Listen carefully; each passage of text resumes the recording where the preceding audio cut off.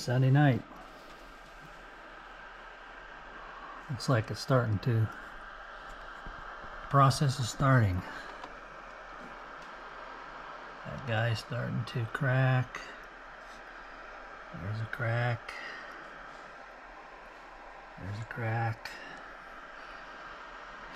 Pipping is starting.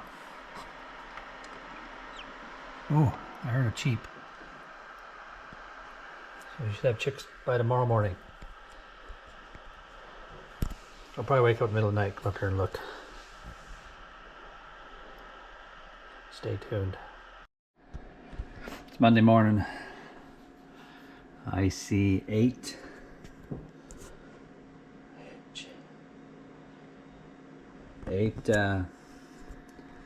eggs that are pipped. A couple of them are you can see the chick working on the hole.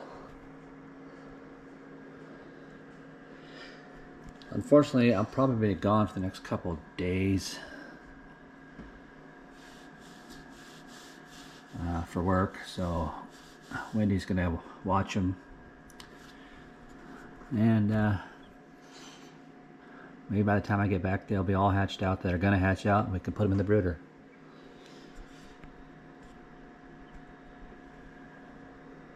I can hear them cheeping too.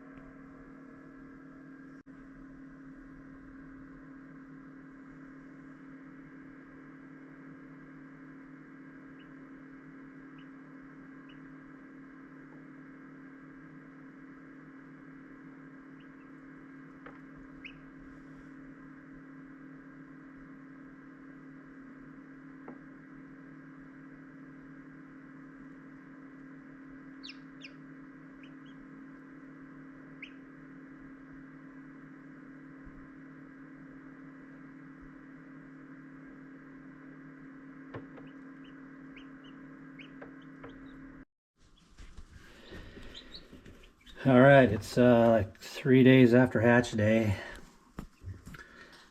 and there were 17 eggs that hatched out of 25.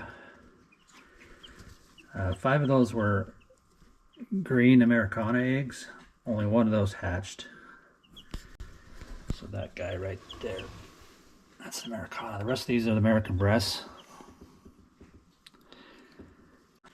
This is Wednesday night. I just got home. I've been gone since Monday morning. Wendy got some video of some of the birds hatching.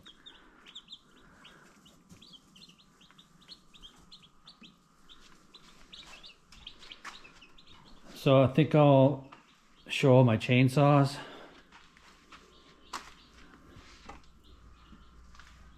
That guy there is crunched. Someday maybe I'll salvage it and rebuild it. But for now, it's a Husqvarna 137. It needs some parts. That's a retirement project right there. It's something to do. I'll just take it apart and get new parts and put it back together and fix it. And I'll show my other saws later. So this is going to be a chick hatching and chainsaw video. But you guys would like to get a hold of those chickies.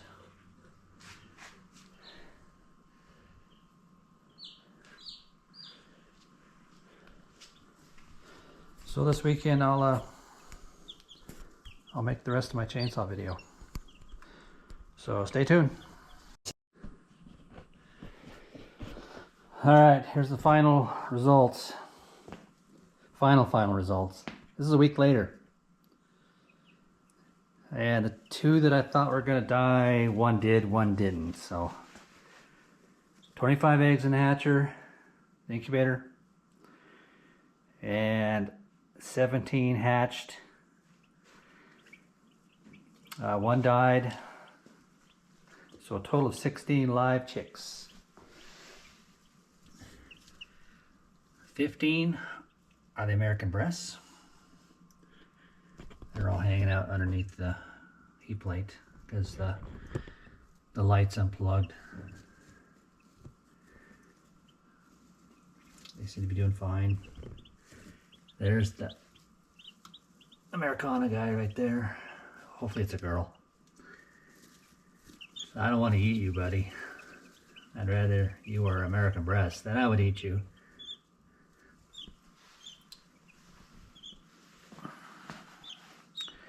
So now I think I'm going to order some turkey eggs, hatching eggs. I want a small breeding flock of midget whites. I don't know if that's politically correct to say that nowadays, but that's what they're called. Midget whites. They're just a white turkey that breeds naturally. They're kind of small on purpose. 25 days they come out of the turners and go into lockdown, compared to 18 with chickens. So 25 days to lockdown, and then another 3 days they'll hatch. I think I'll get 16 of them, or 12 of them. 12 of them. You can buy them by 6 or 12 or more. I think I'll just get a group of 12 from the hatchery. I'm not even sure where they're located. Their website doesn't really say where they're at. You could buy chicks, but most of the hatcheries that sell that particular chick or turkey type breed, they don't ship them. You have to pick them up at their hatchery. Which, you know, I ain't traveling the Midwest to come home with some live turkey chicks. Poults, turkey poults, that's what they're called. So I think I'll get the eggs. I'll get a dozen. Hatch them out like we're doing these guys here. Keep the females for breeding. Keep one male for breeding. And the rest of the males will go in the freezer. So that's exciting. I'm gonna start that little project. Well, by the time they hatch out, these guys will be out of here, and they'll be outside, or not really outside. They'll be in a bigger house by themselves until they're big enough to go into the regular flock population. So that's what's going to happen there. Stay tuned. Okay, I started up the old 36. Still has that elevated idle thing going on. I don't know if it's a linkage issue or sucking air maybe. That'd be bad. I was thinking about buying another Holtzforma. The smaller ones. Maybe even the Husky clone. Like I think it's called a 372 XP. I think they make a X95 XP. Of course, it's a Holtzforma. It'll have G in front of it. G372 XP or G395 XP. Just for a backup, because it's probably a little bigger than the 036. I'm sure it is. Both those are, the 72 is like 72 cc, I think it means. So, yeah. Oh, here's a major failure here. I thought I'd buy an electric to use here at the sawmill. It's an Echo. The biggest Echo, or it's one of the bigger electric models that I think Steel makes one that's bigger. It's this big. It lasted about a month, maybe a couple months, and the motor burned up in it.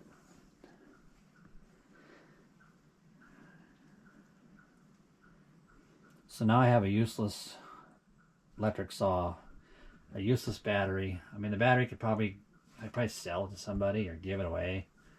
The charger, because I'll never buy another Echo product again after this. Should have lasted a lot longer than that.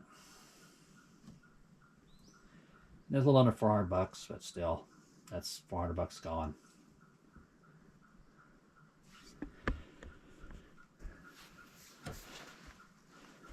So that's my Echo disaster. There's my mid-size saw. Steel 036. I think that's a 26-inch bar, 24-inch bar.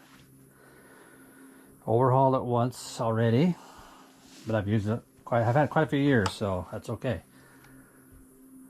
It's got a West Coast Saws bark box on it. It's got some aftermarket dogs. I think I'd like to replace those with some 3-point West Coast saws.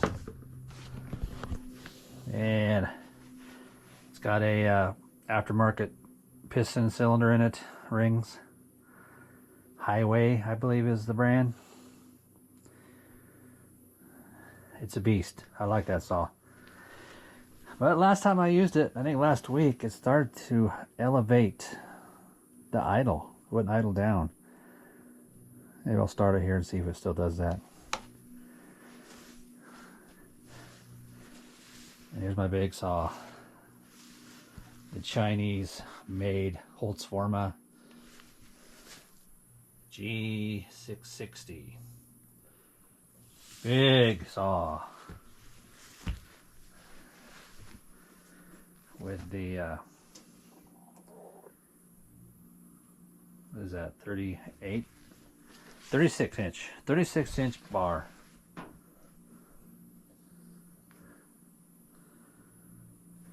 So, I think I'll get a bark box muffler for that too. Some 3-point dogs from West Coast Saw. Maybe I'll order that today. I'm gonna start up the 36 and see if it idles normal now.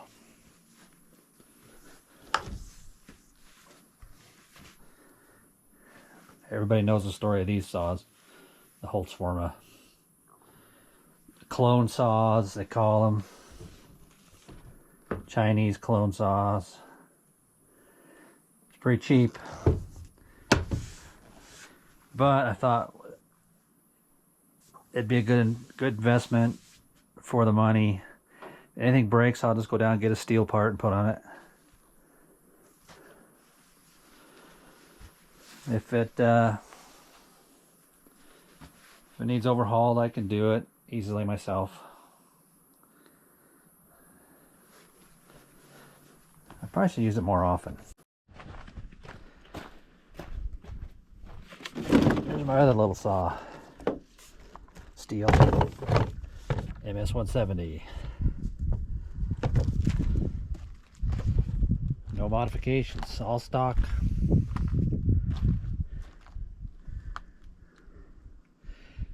Just use it for branches, trimming brush, small stuff. Sometimes I use it up at the sawmill, but mostly I don't use it that much. But it's nice to have. So that's my little saw.